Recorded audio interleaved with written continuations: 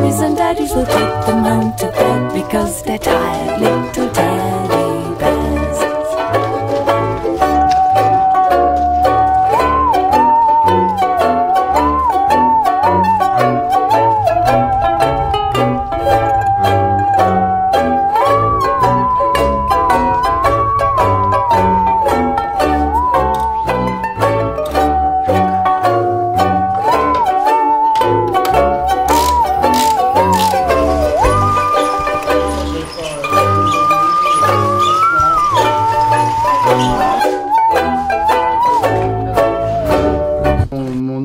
Là, c'est le 5 mars.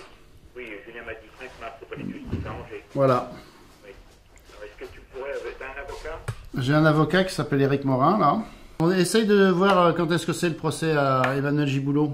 Oui, Parce que moi, j'ai peut-être dit que je ferais un aller-retour quand même. Parce que si les condamnés ne sont pas solidaires, on est mal parti. Il m'a appelé.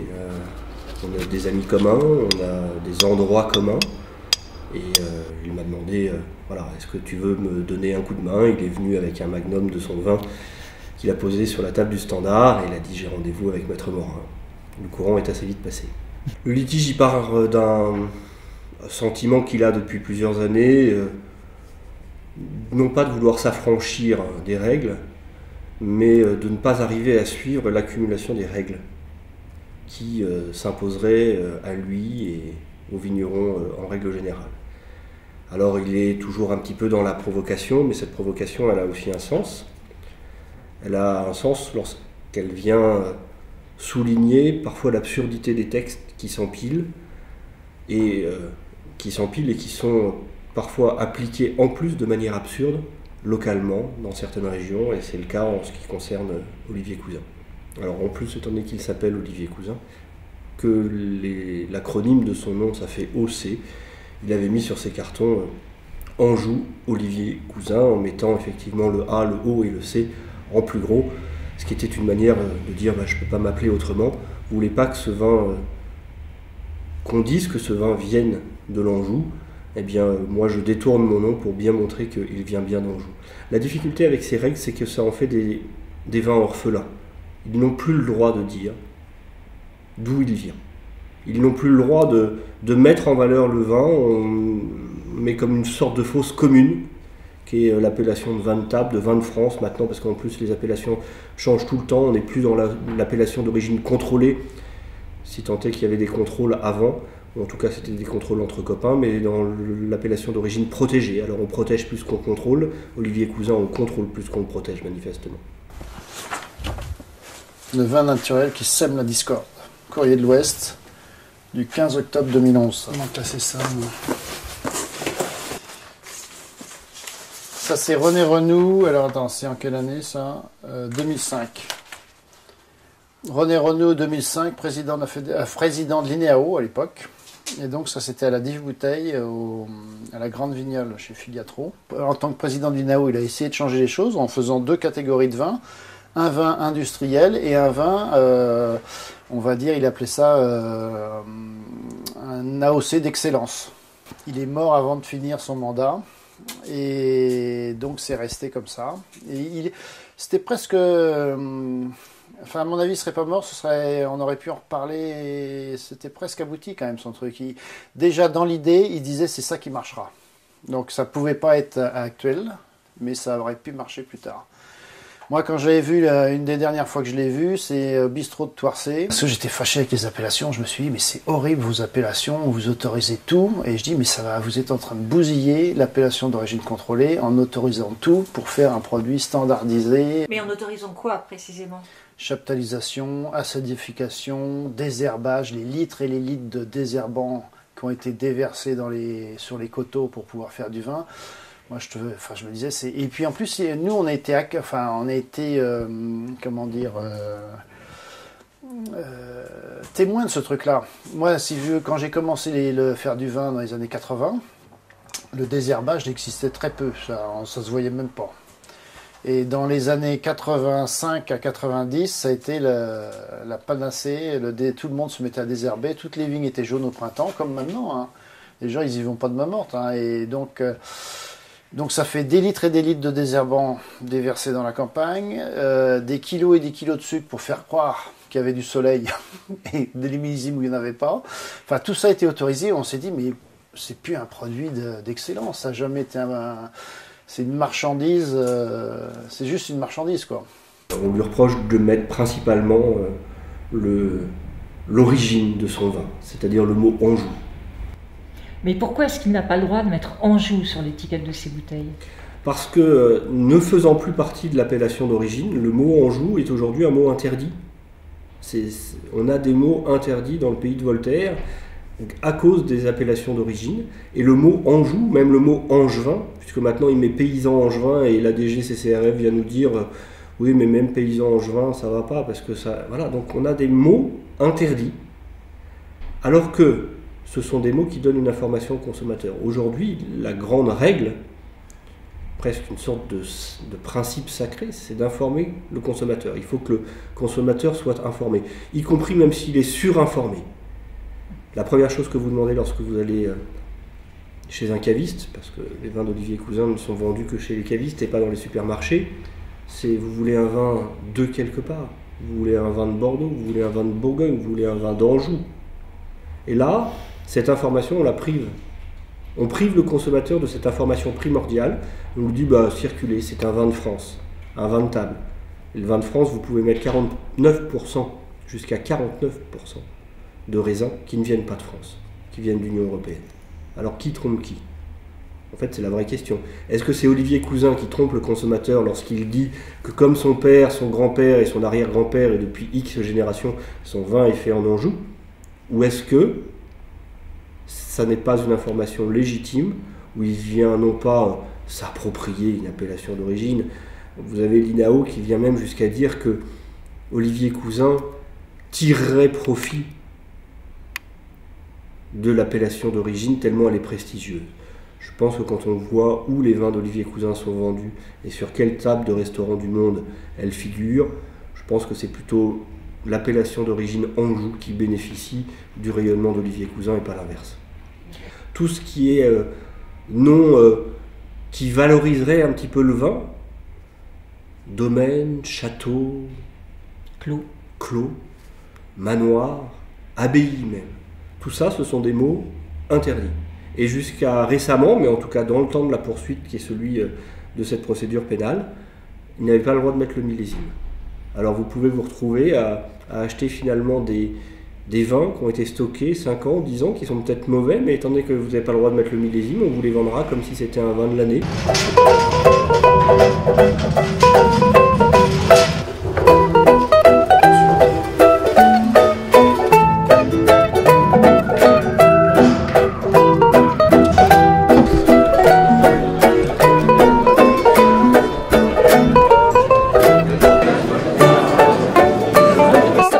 C'est quand même l'histoire d'un... Enfin voilà, il nous faut des cousins, quoi. Il nous faut des Olivier Cousin parce que sinon plus personne se bat et tout le monde baisse les bras et on fait du vin dans son coin. On n'est plus dans le collectif, quoi. Voilà, il y a l'histoire d'Olivier. Olivier, c'est quelqu'un qui aime sa région, qui est de Martigny-Briand et tout le monde l'aime à Martigny-Briand. Je crois que son grand-père a été maire, ou je sais plus. Donc voilà, on l'aime et il fait du bien. Il aide les jeunes, il fait du bien à sa région. Et c'est quand même quelqu'un d'assez militant, mais toujours souriant. Et donc Olivier, il a toujours été en procès. Voilà. Il a passé quelques dizaines d'années, je pense, à pas lutter, mais en tout cas à grogner un peu contre des systèmes quelquefois absurdes. Alors au début, il n'était pas tout seul, et puis petit à petit, les autres se sont barrés, puis lui, il a continué à se battre tout seul. Et donc Olivier, un soir, chez des amis, je le trouve un peu triste et puis il me raconte que qu'il a reçu un papier des fraudes et qu'on lui demande 40 000 € parce qu'il y a des défauts d'étiquetage et des machins et des trucs absurdes. Et puis il me dit cette fois-ci je paye, j'arrête, c'est bon, je suis fatigué. Et je lui dis non, pas toi, tu peux pas baisser les bras, ça veut dire que plus personne ne se bat, quoi. Et puis je réfléchis un peu pendant le week-end, et lundi je le rappelle et je lui dis on va faire une pétition. Voilà, on va expliquer ton histoire, on va t'aider, et puis voilà, on va trouver des soutiens. Et donc, une pétition est partie, pareil, un petit peu rigolote, mais qui explique aussi, voilà, toutes ces histoires absurdes qui arrivent en ce moment de vignerons qui sont en minorité et qui n'ont rien pour se défendre et qui pourtant ont des vraies causes à défendre et qui de plus en plus sortent du système, alors que le système leur appartient aussi et qu'ils y contribuent énormément et qui contribuent aussi au paysage et à l'écologie et à l'eau qu'on boit, pas seulement le vin. Et donc, cette pétition est partie en ligne et puis ça a pris feu. Le vigneron consomme encore à peu près son vin. C'est plus le cas des agriculteurs, hein. C'est pour ça que la viticulture, elle est arrivée au point de l'agriculture des années 50, c'est la surproduction. Et donc la surproduction a fait qu'il n'y a plus d'agriculteurs, il n'y a plus de petites agricultures, il n'y a pas de l'agriculture artisanale, ça n'existe plus. Et la viticulture est arrivée à ce niveau-là, quoi. Et nous, on aimerait bien qu'on foute le camp un petit peu, qu'il n'y ait plus que 2-3 vignobles qui tournent, un champenois, un bourguignon, un bordelais, éventuellement un Val-de-Loire, un grand Val-de-Loire, qu'on ferait un vin de France, tout le monde ferait le même, et puis il y aurait 2-3 patrons, comme ça serait facile. Enfin, les grandes cultures, c'est facile à contrôler, quoi. Moi, c'est comme ça que je le vois. Donc là, je me dis, Emmanuel, il a oublié, enfin, il n'a pas voulu traiter, et il l'a dit. Il n'avait pas pensé qu'on allait le mettre au tribunal, hein.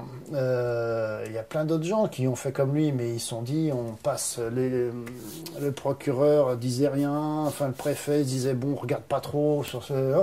Et tout d'un coup, quelqu'un a décidé, un petit peu comme moi, de hop le choper. Et là, ça fait un espèce de comment dire. Électrochoc, on se dit, les étrangers se disent mais c'est pas possible, toute cette culture biologique reçoit quand même des produits chimiques alors. C'est ça qui est grave, c'est qu'on est menteur.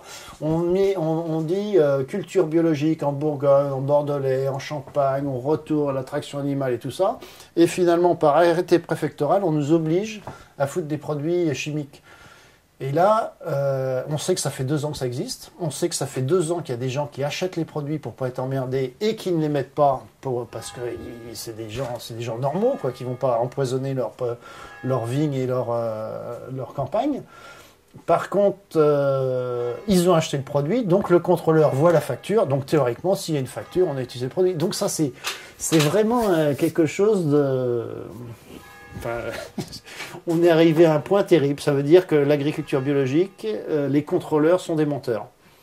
On voit que de notre vivant, on aura vu disparaître le vin artisanal. C'est quand même grave. Et là, tu te dis, bah, c'est quand même à moi de dire quelque chose. C'est pas à mon fils d'aller râler et recommencer à zéro. Nous, on a presque fini. Le combat, il commence quand on est fort. If you go down to the woods today, you'll in for a big surprise. If you go down to the woods today, you better go in disguise. For every bear that ever there was is gathered there together because today's the day the teddy bears have their picnic.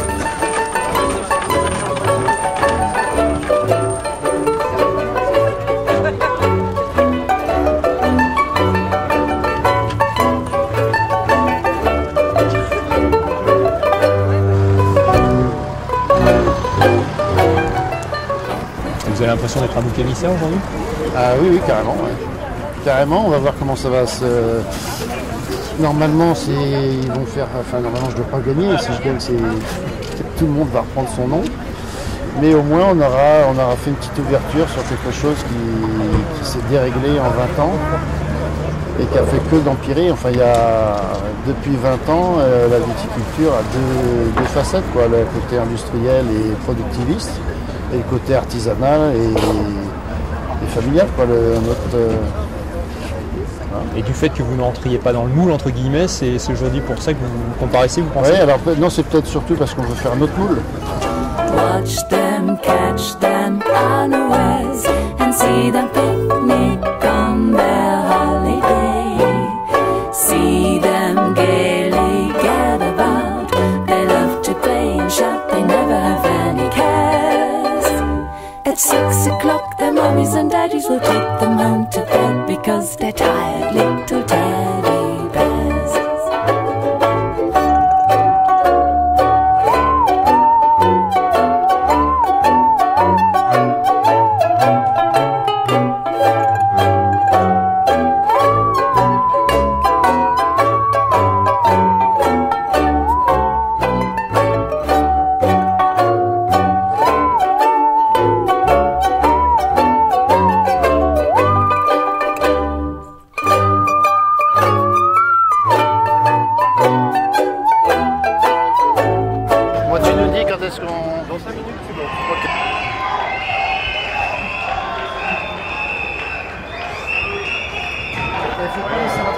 C'est une entrée des stars.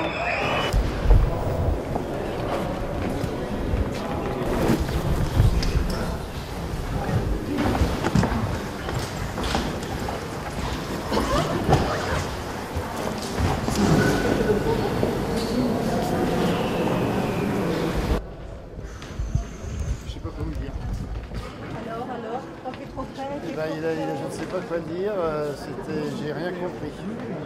J'ai pas tout compris. T'as compris, Titiane? Alors?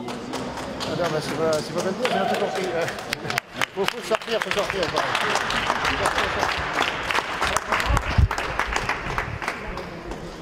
Allez.